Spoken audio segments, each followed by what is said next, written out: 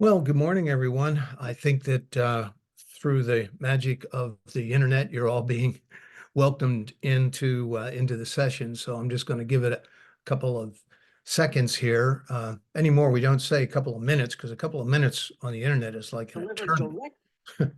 So we'll just give it a few more seconds for everybody to load in.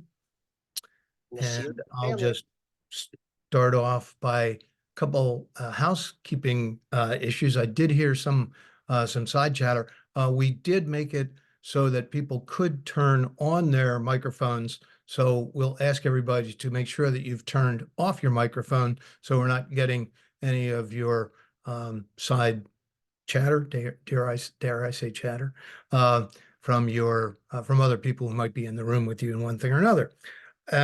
During the session, we certainly, as many of you have been on calls before, we do like to have a good interactive session. We like and encourage questions and comments from our visitors or attendees. So please use the chat feature of Zoom to send in a question or a comment, and we'll probably take most of those at the end. So just those two topics to those two little housekeeping issues. By way of introduction and welcome, I want to welcome everyone and thank the foundation and the executive director, Daniela Kerner, and the staff, Jenna and Kate, who make all these things possible.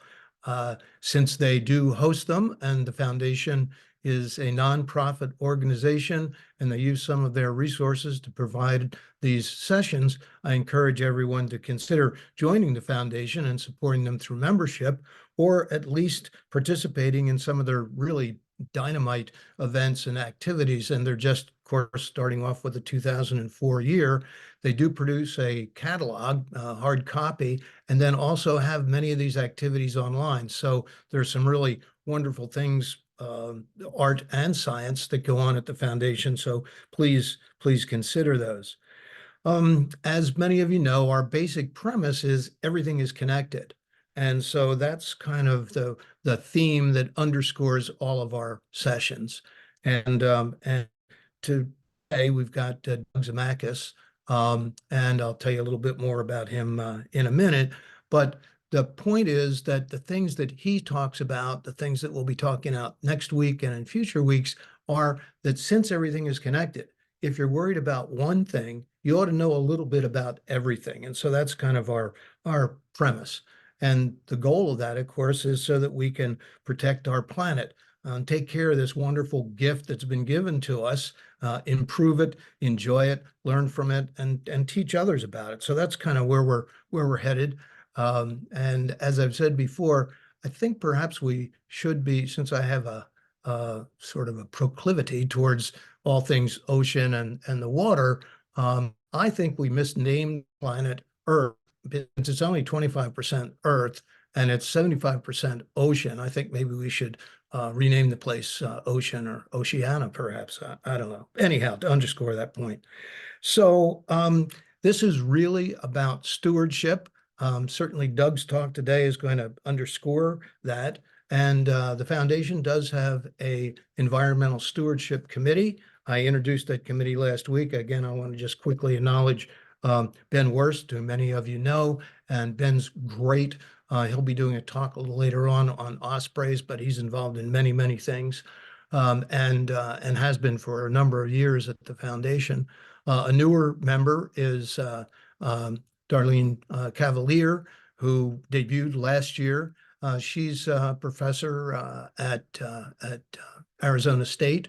And why is she here? She'll explain that later on. She has a home in Barnegat Light, so she's on the island, very hands-on individual. And she was the founder of something called SciStarter. We talked about it last week. You'll hear about it more, but it's a great portal to a variety of various projects that you can participate in to extend your knowledge and your involvement in the topics that you'll be hearing about this year. So now on with the show. Doug Zemeckis, as I mentioned, is going to be our speaker today. Doug serves Reclaim the Bay as our liaison to the Rutgers Cooperative Extension, and that is Doug's baby. And what else do I have here? That in his role as the Marine Extension professor, I guess, for the Extension office, he provides a great deal of education. He too is very hands-on. As a matter of fact, he just came back from some field experiences, and he is frequently on the water. So Doug brings with him not only the knowledge, I mean, he's a PhD, not only his knowledge, but his real hands-on experience, and experience not only with commercial fishermen and I guess we now call them fishers, um, but also with environmental organizations like Reclaim the Bay and many of the others. So he's got a great background and knowledge. So his talk today is going to be an overview of the New Jersey ecosystem, marine ecosystem that we all enjoy and we all learn from. And he's going to be stressing how important it is for us all to take a stewardship role, whether we're a citizen or we're a commercial venture, or whether we're the part of the state, New Jersey DEP, and many other organizations. So, Doug, I'm going to turn things over to you. Good morning, Rick. Thank you very much for the warm welcome on this frigid morning. Thank you, Darlene and others, for the invitation. Thank you for organizing this series again this year. I have the fortunate opportunity to present once or twice every year. Always enjoy coming in person or virtually to this audience. A very engaged group and committed and involved. And thank you to all of you for participating. We all have a lot of demands on our time. There's a lot of TV shows on today, some sports games. So thank you for committing an hour of your time or more to join us today. I'll be speaking about, as the title shows and Rick introduced, responsible stewardship of New Jersey's valuable marine resources. This series this year has an emphasis, including my talk today, on what people can do, citizen science opportunities and others, to get involved with local environmental issues and related issues. I'm going to focus in on marine-related issues and stewardship of our marine resources and ecosystems. As Rick mentioned, also, I'm thankful I prepared my talk well. I'm going to illustrate how everything is connected. Even our marine ecosystems they were connected throughout the whole state. So I'll demonstrate and provide some examples how everybody in New Jersey can be a responsible steward environmentally, not only terrestrially, but also marine, as everything is connected ecologically. So Rick did provide an introduction. I do see lots of familiar names and faces for those who have your webcam on, but a bit more about who I'm representing with Rutgers University. As you might be aware, since the 1880s, Rutgers has been the land-grant university in New Jersey. We're here to serve the state through research and educational outreach. Our Ag Experiment Station carries out that land-grant mission, focusing on serving residents, communities, and businesses throughout the state. Our history is deeply rooted in agriculture and working with farmers around the time of the Industrial Revolution, post-Civil War. But we work today across a variety of issues: environmental, natural resources. I focus in on fisheries and aquaculture. We have food, nutrition, and health, home, lawn, and garden, which will actually marine related. You'll be surprised we'll hear a little bit about today, and 4-H youth and community development. We have research labs and facilities, field stations, farms on campus in New Brunswick and throughout the whole state that conducts research. And I work under the Rutgers Cooperative Extension branch of the Experiment Station. My job is to extend the university out to the communities to provide science-based information that improves the quality of lives, businesses, and communities, in particularly what is these days a rapidly changing society and environment. With Extension, we've been around for over 100 years. We have Rutgers faculty and staff in every county throughout the state. I'm based in Toms River, Ocean County. I serve Ocean, Atlantic, Monmouth counties, educational outreach, and research to address issues related to fisheries, aquaculture, and marine environmental issues. So everything marine and involving water tends to funnel its way towards my desk and office, and happy to serve in these capacities. But as noted, we are focusing on marine-related issues today, our resources and ecosystems. We're known as the Garden State, maybe because Ocean State was already taken up in Rhode Island. But although we are the Garden State, we have very vibrant, productive, valuable marine resources and ecosystems. Probably everybody on this call is generally familiar. Most people, I gather, live in or visit Long Beach Island. This is hosted through the foundation. But to orient yourself, the Atlantic coasts of New Jersey, we have over 130 miles of Atlantic coastline. That's a long distance, especially if there's traffic in the summer to get from Sandy Hook to Cape May. But that doesn't even include Raritan Bay, Delaware Bay, coastline, if you add it up, in Barnegat Bay, and all the rivers and estuaries elsewhere throughout the state. So we have a wide range of habitats, and they're large in scope. And we have a diversity of resources from finfish and shellfish, seagrass habitats, oyster reefs, and commercial recreational fishing, shellfish aquaculture, shipping, recreation, others that rely on these ecosystems. It's important that we are responsible stewards of these resources and ecosystems, so that way we can enjoy them recreationally, but a variety of our industries will also hopefully continue to be sustainable and profitable.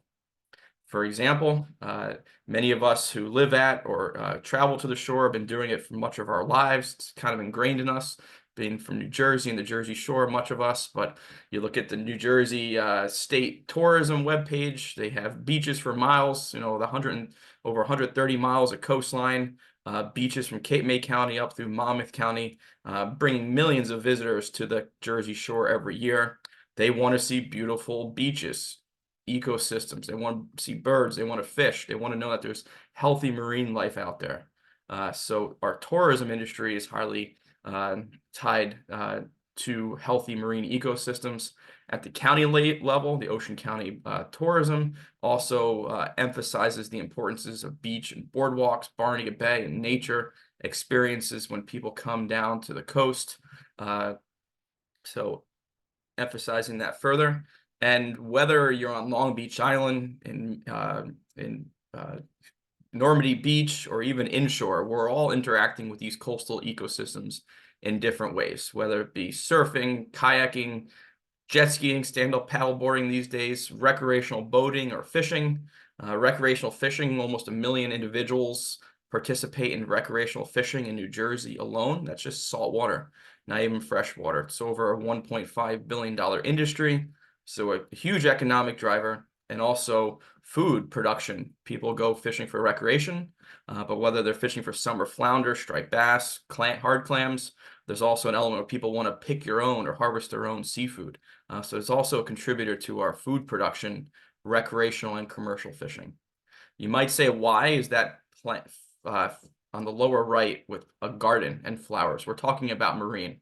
But as I'll demonstrate, and as already introduced, everything is connected. What we do on land impacts the health and quality of our waterways and marine resources and ecosystems.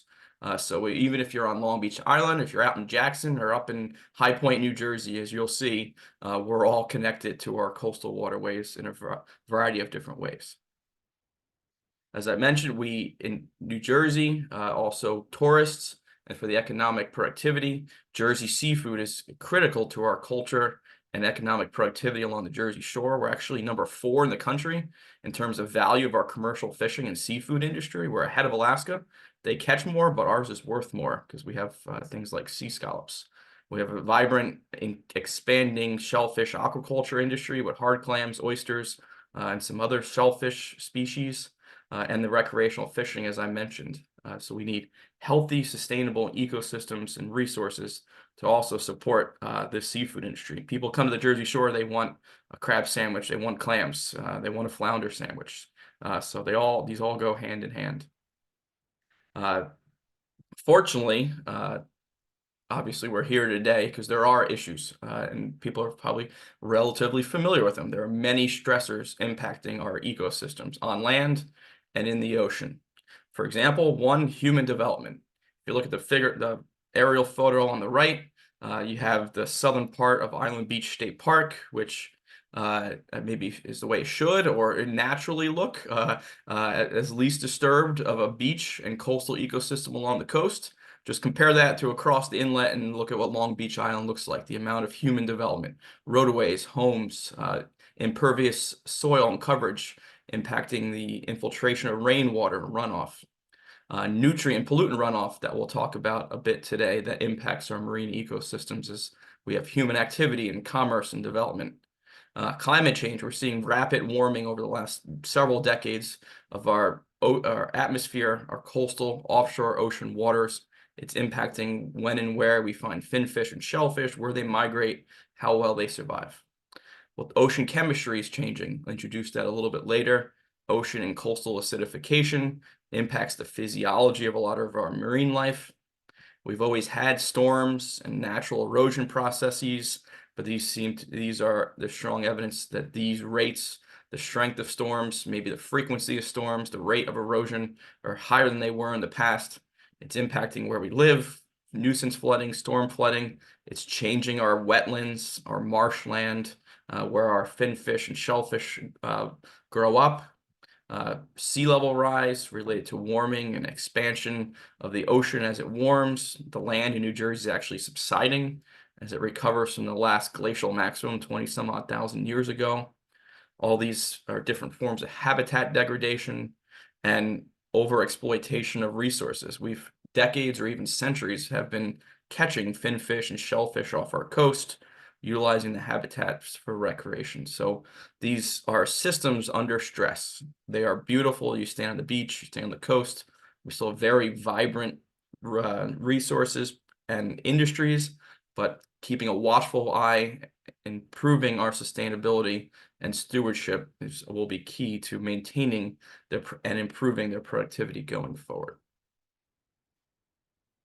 And there's something that we can all do, whether you're, as I mentioned, on Long Beach Island, Western Ocean County, or another part of the state, to be more responsible stewards of our marine resources.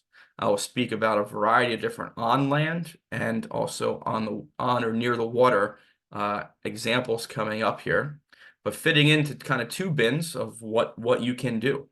One, you're a great start, and many of you are already involved, but science-based education, such as through our partners, us at Rutgers, Barnegat Bay Partnership, this series through the foundation, and elsewhere. There's a lot of opportunities to get science-based education, which provides the empowerment knowledge base for you to individuals be more aware and then better prepared to get involved in local issues or improve their practices. And this series this winter has a strong emphasis on citizen science, although you're more often hearing community science, where it's not just citizens, it's a community of citizens, groups with funding, infrastructure, and buildings, where citizen or community science, individuals getting involved, improved actions in their personal or business lives through volunteering or at home business activities as examples. And there's many that we can all do here in New Jersey. So I'll start off a bit more, some science-based information here to guide and illustrate the connection between all of our marine resources and the whole state of New Jersey, really. People most are probably familiar with the idea or definition of a watershed, but the textbook definition, maybe even got this from Wikipedia, but a land area that channels rain, snow melt to creeks, streams, and rivers, and eventually makes its way to our bays and ocean. People are familiar, all streets lead to Rome, but all rivers and creeks, eventually lead to our estuaries and our ocean.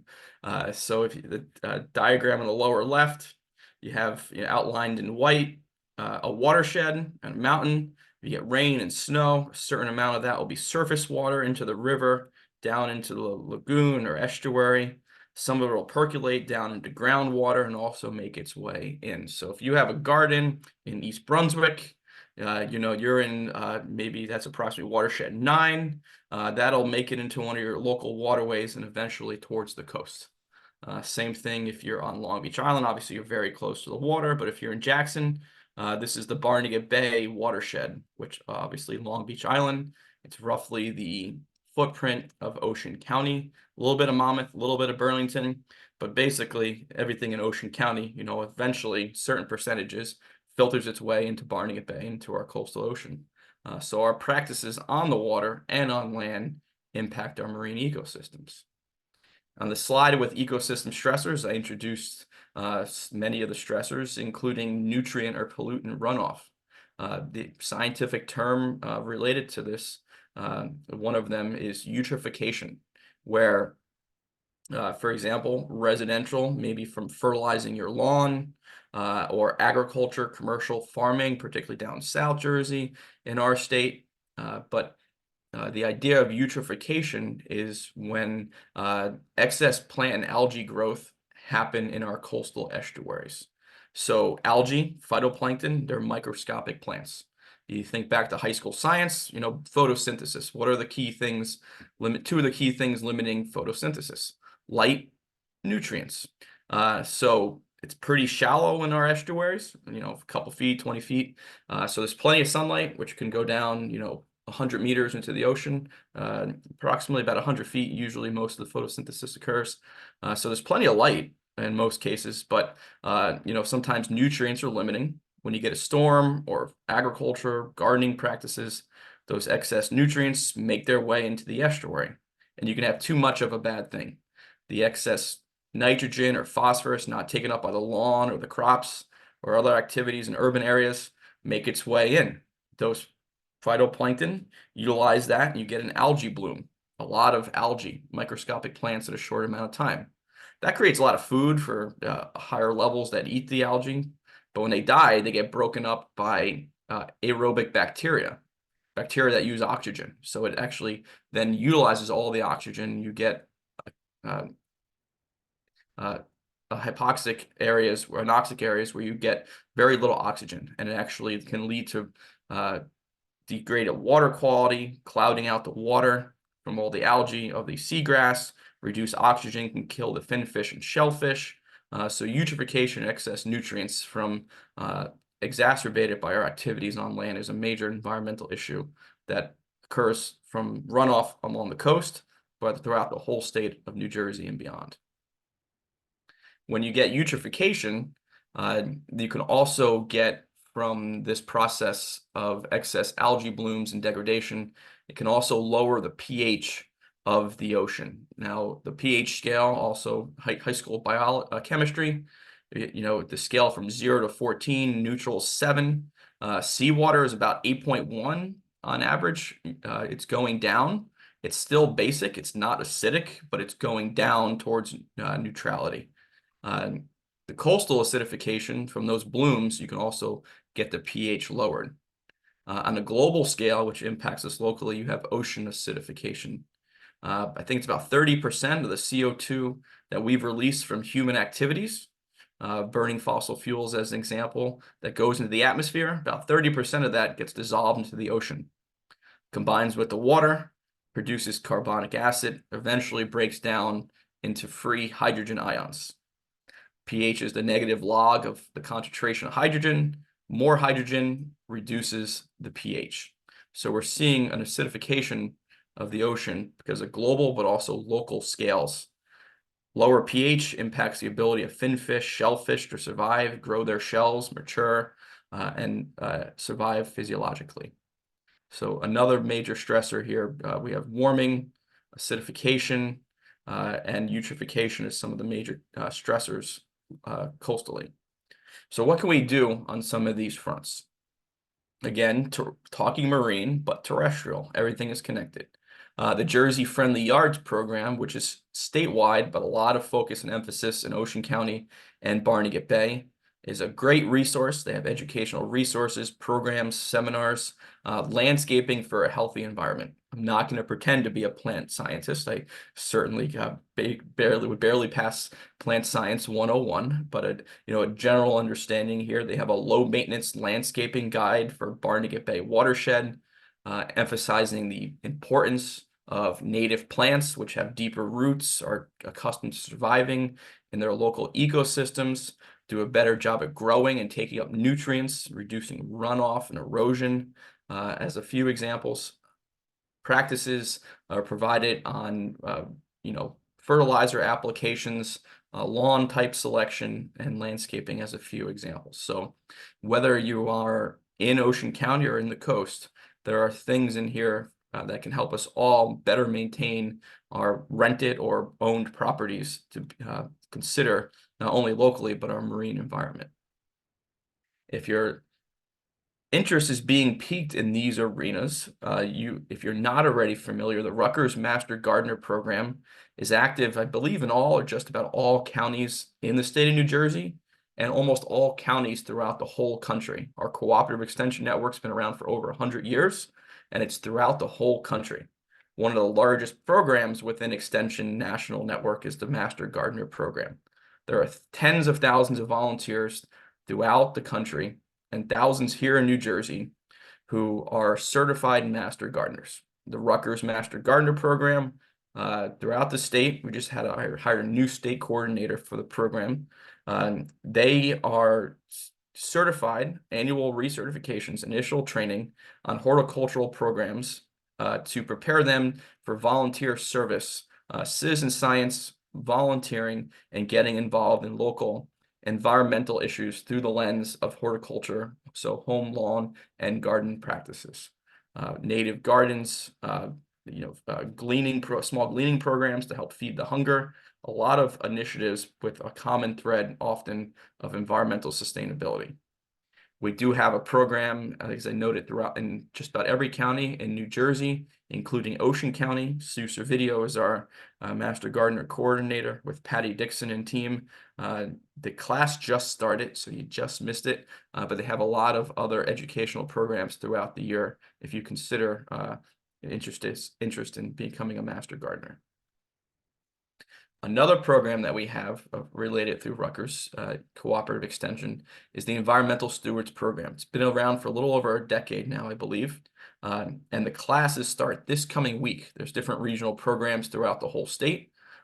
Environmental stewards tend to be terrestrial focused, but some do get involved in marine issues. There's a class and a research project, whether it be research or engagement, policy involvement amongst the volunteers who take the class, where they are trained on important environmental issues here in New Jersey and how people can make a difference in their community. Some have gotten involved with the Barnegat Bay Partnership, the Atlantic ACUA Utilities Authority down in Atlantic County, and a lot of also soil, water quality, forestry related issues throughout New Jersey. So it's actually well-timed. The Environmental Stewards Program starts this week, so think quick if you might want to participate in those programs. They are regional and several of them throughout the state. As a part of the Environmental Stewards Program, and I actually collaborate on this program, there's an educational outreach program outside of the Environmental Stewards. Some of you have probably participated, as I see familiar faces and names. But the Earth Day Everyday program was started at the beginning of the pandemic. Everyone obviously during lockdown, uncertain times, looking for things to keep busy, frankly, in many cases, but also to still be involved, to get outdoors, get their hands dirty, and be active. So the Earth Day Everyday program has a seminar series in the spring and fall. Most are recorded and posted here. A lot of them are practices that people can do at home. Including, things related to Jersey-friendly yards, home lawn and garden, water conservation, recycling, as a few examples. And we've expanded as I collaborated for the last 2 years, where we cover marine-related topics from offshore wind energy to coastal stewardship ideas like I'm describing here. So folks can follow up here and see a lot of other educational webinars from the Earth Day Everyday program. Shifting to the marine side now, as we go blue here, as Rick mentioned, the Earth is like 71% a water cover between the oceans and lakes. And also before you go green, some say you'll have to go blue first, because you wouldn't have the green plants if you didn't have clean water. So we can go green and we can go blue. But there are many volunteer opportunities and educational opportunities related to the marine realm here in New Jersey. I'm going to highlight a few. Our partnerships between Rutgers and Rick representing and others, a very successful, almost 20 years now, Reclaim the Bay, focused in Ocean County. Rutgers, we have the Jacques Cousteau National Estuarine Research Reserve, the JC NER. The American Littoral Society works throughout the state with shellfish and habitat restoration, living shorelines, dune grass planting, beach cleanups, fish tagging, just to name a few citizen science initiatives. The Barnegat Bay Partnership has programs like Paddle for the Edge, kayaking to monitor our shorelines. Save Barnegat Bay has education outreach opportunities, clean ocean action, beach cleanups. Save Coastal Wildlife in Monmouth County. They do microplastics planning, surveying, seine surveys for finfish, and a variety of other initiatives. So there's a wide range of things throughout the state, including down in the southern part of the state, Return the Favor, and others working with horseshoe crabs, Partnership for the Delaware Estuary, similar living shoreline, shellfish, and a variety of other works. So that's just a couple examples, and I'll hone in on a few of them on how people can get more involved. So Reclaim the Bay, as I mentioned, are programs of Rutgers Cooperative Extension, American Littoral Society, and others. A lot of them focus in on shellfish for many excellent reasons. Shellfish are known as ecosystem engineers, often keystone species, meaning they are instrumental to our marine ecosystems. And they provide many ecosystem benefits, shown here, for example, by oysters.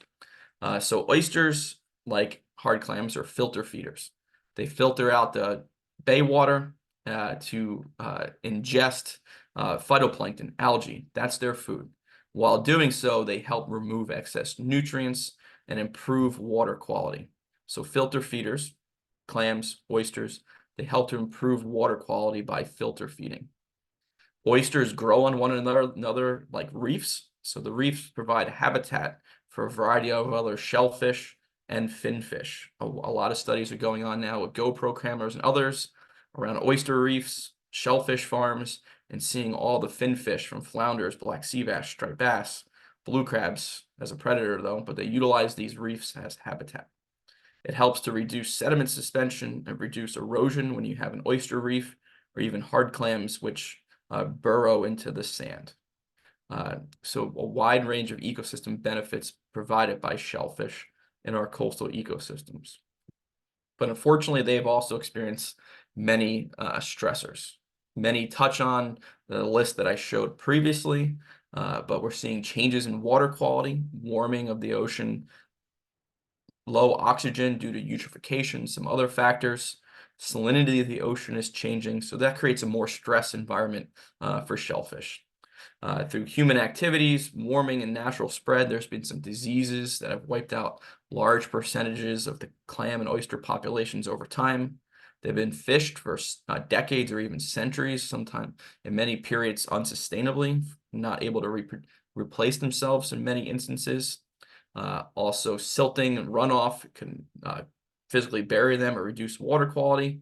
And we're seeing predators like blue crabs, starfish, oyster drills, and even cow-nosed rays, bull-nosed rays, a rapid increase in the predators as another stressor on the shellfish populations.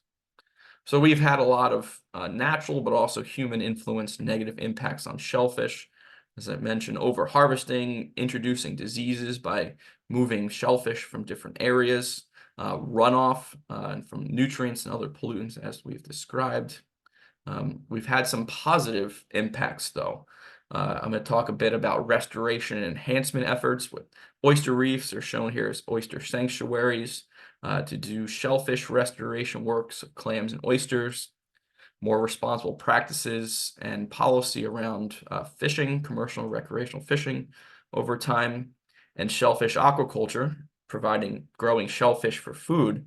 Those shellfish sometimes are reproducing or at least filtering the water, creating habitat. So shellfish aquaculture farming is one of the most environmentally, if not the most environmentally friendly production of animal protein in the world, shellfish aquaculture.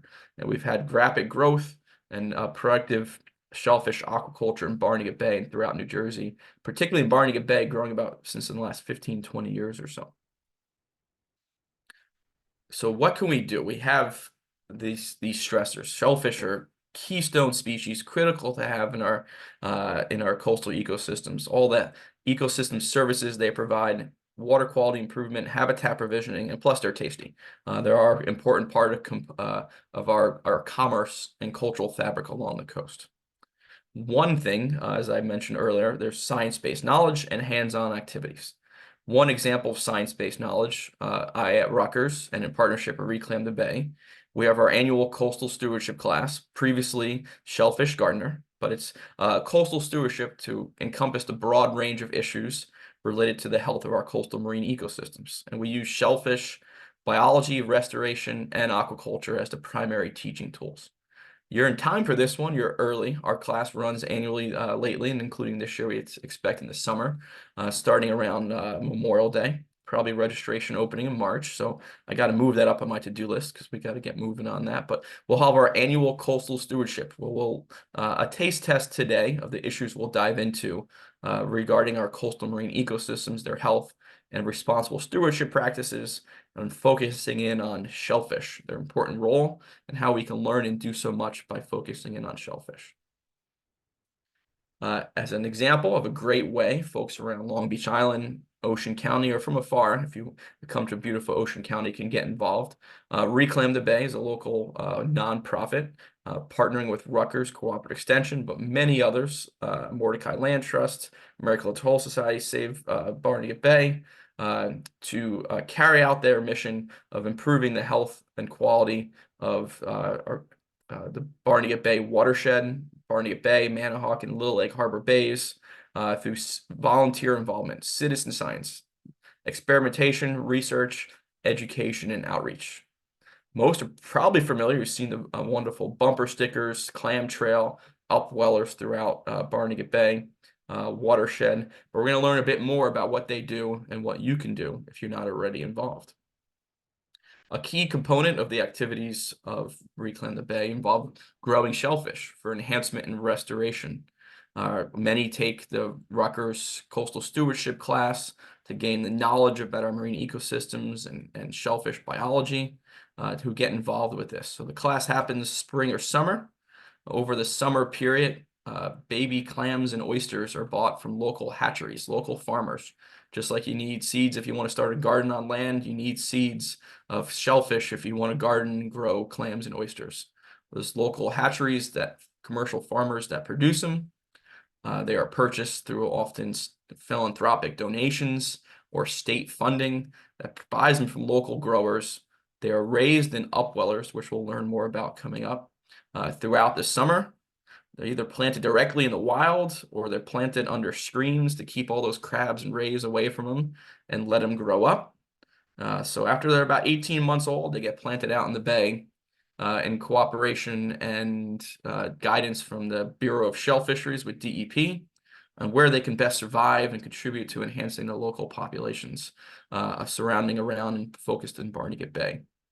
So they're down in screens, and now in these frigid days like this Saturday in January, resting up. Many are here today learning more and getting ready, looking ahead to anxiously when it's below freezing to the springtime. So what are these upweller systems? It's a real citizen or community science approach, and a real sense of community where they're at marinas, yacht clubs, parks throughout the watershed. These upweller systems pump in water. You know, they have donated electricity and space at these locations. Water from the bay is pumped in, and it upwells. It's pumped in at the bottom, it rises up, and there's a channel that carries it back out. These silos have thousands of baby clams and oysters at the bottom, and they feed on the algae that is growing, that it is naturally occurring in the water. That's their food. You have to clean them, but you really don't have to feed them. They're feeding naturally. Husbanding and gardening these shellfish over the summer, they are fed, in many cases, well fed by the local algae and phytoplankton. There are upweller locations all throughout Ocean County. I think there's 11 or 12 of them now. You can visit the Reclaim the Bay website to see these different locations. They have weekly or sometimes twice a week cleanings, other educational programs at these meeting spots where you can get your hands dirty and get involved growing shellfish that you can feel confident and well about, that they are then being planted in the bay and providing those ecosystem services. Also, shellfish involved in projects that Reclaim the Bay American Littoral Society, Delaware Estuary down in Delaware Bay. Increasingly over time through our development, we've hardened our waterfront, so to speak, bulkheads, piers, marinas. Not great for erosion. It's not natural. It doesn't provide the same ecosystem services. So nature-based solutions have been increasingly popular in Barnegat Bay and elsewhere. One of those types is living shorelines, which often involves bags of shell, as an example, that are placed out near the shoreline to help reduce erosion, reduce wave action, trap the sediment behind the bags of shellfish, to help, not only deter the erosion, but hopefully promote accretion to actually have our local river and estuarine banks, marshland actually expanded. And many of these also include shellfish. As I mentioned, a little bit of crash course on shellfish biology. Clams live in the sand. They don't really move, just a little up and down. Their larvae will land on the bottom and then eventually burrow down. But oysters grow on top of one another in reefs. They need something hard to affix themselves to, hard substrate. And here's an oyster larvae under a microscope. This naturally occurs in the wild, or you can help encourage the natural production. You could put what's called spat on shell, oyster shell, surf clam shell in a tank with millions of baby oysters that you can get, for example, from the Rutgers Aquaculture Innovation Center or the commercial hatcheries that are in New Jersey or other states, and they'll set on the shell as spat on shell. When they grow up a little bit, you can then put them out on these living shorelines or other reefs. Just another example of how shellfish use are an important tool for shellfish and ecosystem enhancement. If this is, and hopefully has piqued your interest in a lot of places along LBI and elsewhere in Ocean County to volunteer, not just at the upwellers, but with the living shorelines. And a key also, there's something for everybody. If you're a carpenter, you can help build signs. If you're a plumber, you can help fix the tanks. If you're a former teacher, there's a variety of educational programs. So there's also a little something for everybody here, focused in on shellfish in Barnegat Bay with Reclaim the Bay. As I mentioned earlier, with Rutgers, we have the J.C. Neer, the Jacques Cousteau National Estuarine Research Reserve. This is part of our experiment station at Rutgers, and it's part of a partnership with NOAA, National Oceanic and Atmospheric Administration. It's a national reserve network, and the one here in New Jersey is named after the famous Jacques Cousteau. They have both education and local outreach education, research and educational programs. A few examples of how you might get involved. They have seminar series for education and some hands-on learning. We have the Grassley couple, where they were instrumental pioneers in oceanography. Fred Grassley started with partners the marine science program at Rutgers in the 90s. He was very established. I think it was Duke or North Carolina, and fortunately got him to come up to New Jersey. He started known as one of the founding fathers of our marine science program in New Jersey and known globally. He and his wife for their involvement in marine biology and oceanography. There's a Grassley Marsh Trail there that's used for education, maintenance. So there's volunteer and education opportunities with regards to the classes and trail at the reserve location on Great Bay Boulevard in Tuckerton. Also, if you even want to get wet and your hands dirty in other ways, there are some other opportunities. So the J.C. Neer building, if you know 7 Bridges Road or Great Bay Boulevard in Tuckerton, Southern Ocean County, the J.C. Neer building it's up on the Great Bay Boulevard about right here. We have our Rutgers University Marine Field Station, RUMS, all the way out at the end. Former Coast Guard station, a research station, a lot of fisheries and marine environmental related work is done out of that location. Since the early 90s, so we're going on over 30 years, 35 plus years, there's been sampling of larval finfish at one of the bridges at night. Only a couple, once a week, and only a few weeks have been missed for over 30 years. Where scientists with volunteers through the J.C. Neer are out there, might be in the winter at 5 p.m. or the summer at 9 p.m. or it could be 3 in the morning. It depends on the tide at night. Volunteers are out on the bridge holding a plankton sampler, ichthyoplankton. It catches egg and larval finfish primarily. Through this net, there's a cod end, a little container at the end. You might get 10 larval fish, you might get thousands. And then the volunteers and scientists work together and identify and sort all the finfish. This has been a very helpful data set for informing fisheries management, and particularly now looking at ecosystem change, all the warm water, cold water species that have been caught over the last few decades and how that's changed related to warming and climate, salinity changes, how it interacts with fisheries. So a real great hands-on citizen science volunteering opportunity with finfish. Also, this talk today is well timed. The JC Near, Caitlin Gannon, the education coordinator, she's leading a volunteer training program coming up to get involved with their American eel monitoring program. On Thursday, February 1st, at the evening of the JC Near, you can attend this volunteer training to become a volunteer in this monitoring program. American eels are incredibly fascinating. You have the yellow eel and the silver eel phases. They live within our estuaries, and then when they're ready to spawn, they migrate somewhere offshore. It's a huge unknown in the scientific community. Somewhere out in the Sargasso Sea, all these eels from Canada and the whole east coast of the US aggregate way out in the Sargasso Sea, somewhere southeast of Bermuda. They reproduce, their eggs hatch into leptocephali larvae, and they somehow know that they got to swim to the coast, and they're at that phase known as glass eels, and they'll enter into our coastal estuaries, whether it be overfishing, damming, changes in the habitat. And these eels are at a small fraction of their previous population.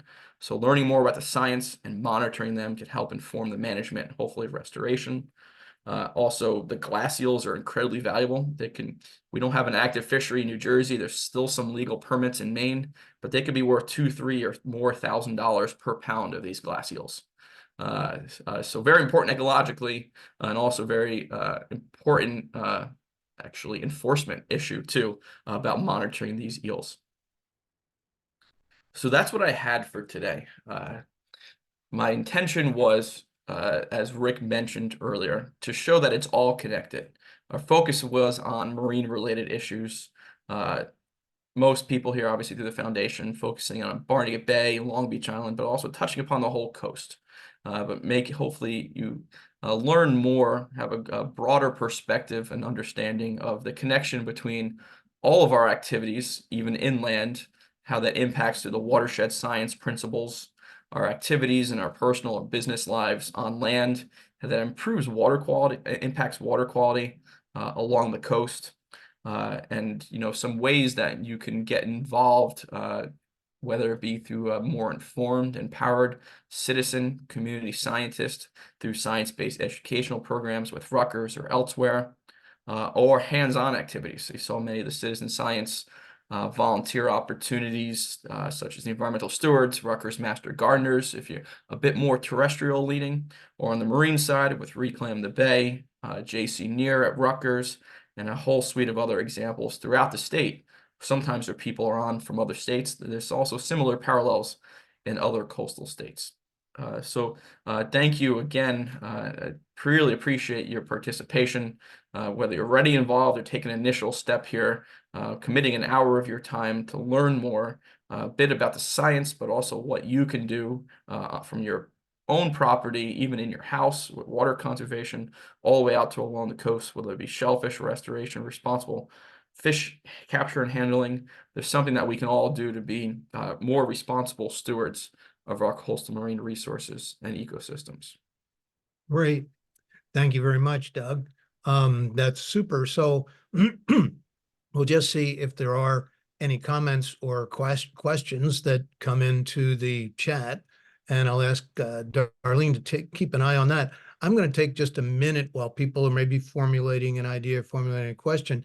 If we can share my screen, which would Hold on, mean I'll stop. you quit your screen and I share my screen. I just want to show people a couple of things.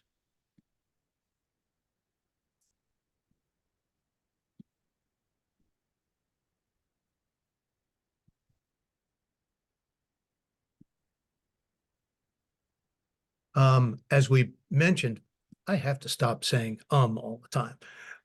As I mentioned, we do have some links to various sites. And what is up on my screen now is what happens if you go to the SciStarter site, which is scistart.org. And at their website, there are many different things, but you will find over on the right-hand corner, if you're out at their main site, you can sign up. There are a whole lot of things, but over here on the right-hand side is a link to their partners, and we happen to be, Foundation is one of the partners. See, Partner Gateway. So you can find their other partners.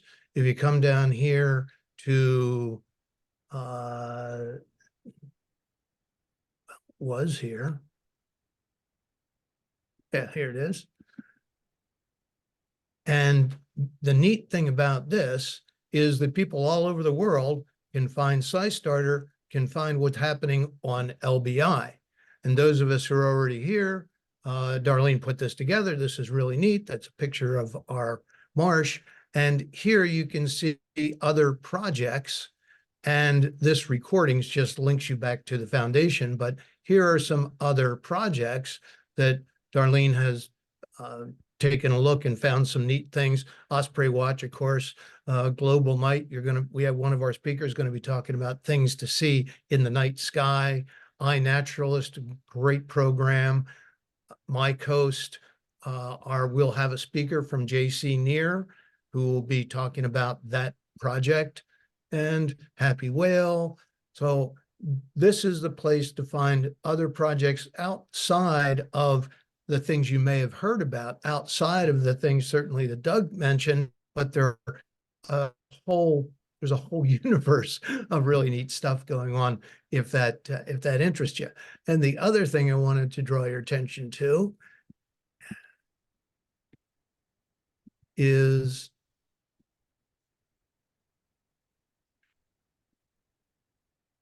the foundation's website, lbifoundation.org.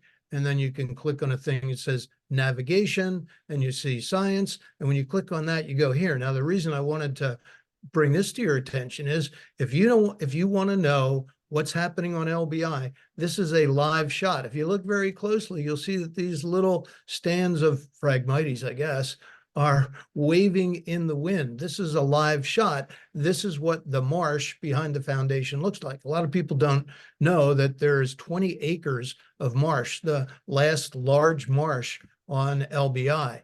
And you see out here, there's an osprey nest and one thing or another, but just wanted to show you because a lot of people think this is fun during the winter. And when bad storms come in, like last week, this whole marsh was completely covered with bay water. So just kind of a fun thing. And then all of the information about the stewardship committee at the foundation is found here. And then our speakers, and I'm going to highlight our speaker for next week is Josh Kohut.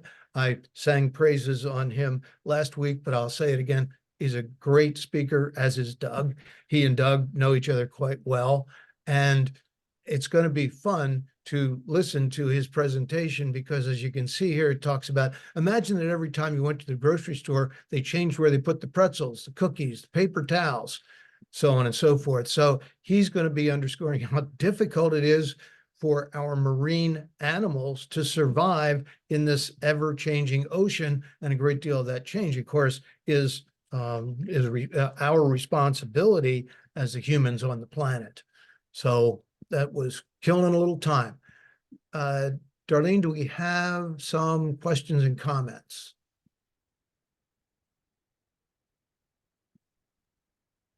There's one in here for Doug from Deb and John. Encouraging elementary students to participate in the shellfish in the classroom to work to improve the ecosystem since they're young. Actions are limited by what they can do without adult supervision. What else can we suggest to basically to kids to do with and without their families? Thanks, Deb and John. Great to see you. Appreciate the question. Good one. I don't work with youth audiences too much. We do have some youth education programs that I'm involved with.